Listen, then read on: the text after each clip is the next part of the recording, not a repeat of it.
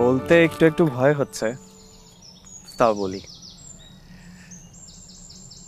আমি কি কিছুক্ষণের জন্য তোমার হাতটা ধরতে পারি? হ্যাঁ, পারো। তোমার আঙুলগুলো খুব সুন্দর।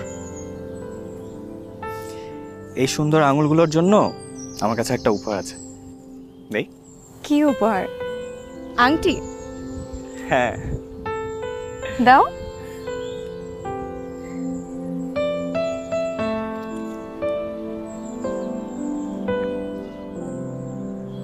এটা তো অনেক দামি আংটি।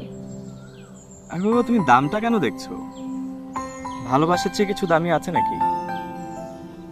না শিমুল, আমি এটা তো নিতে পারবো না।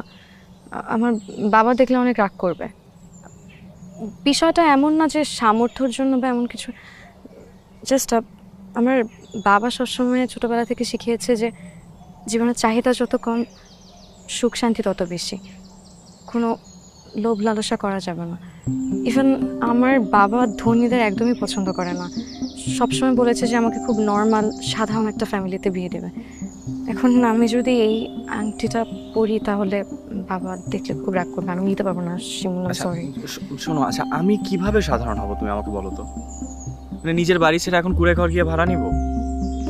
দেখো, এখন আমাদের ঢাকা শহরে একটা বাড়ি আছে, অলদো আমার কোনো আগ্রহ নেই এগুলাতে, বাট তবুও। এটাই তো ঝামেলা। আচ্ছা, ঝামেলা কিভাবে আমাকে বলো তো? আমি সাধারণ কিনা সেটাই তো ম্যাটার করে, তাই না?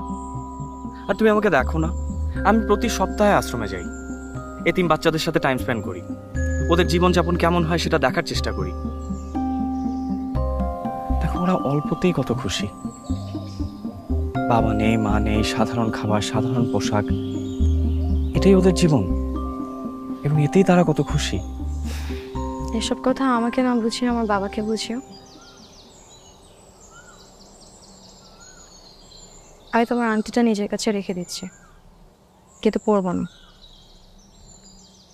রেখে দেবো। দাও, পরিয়ে দাও।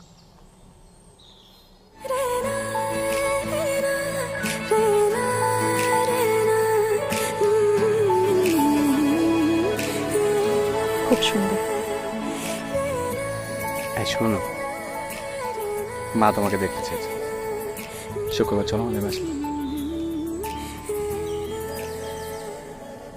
কি হলো, তুমি অরাজি? না না না, অরাজি না। আহ, শুক্রবার বাবার সাথে এক জায়গায় যাব। শনিবার আসি। ও রাইট, সরি। শুক্রবারে তো মাও ব্যস্ত, আই এম সো সরি। তাহলে শনিবার যান। আচ্ছা।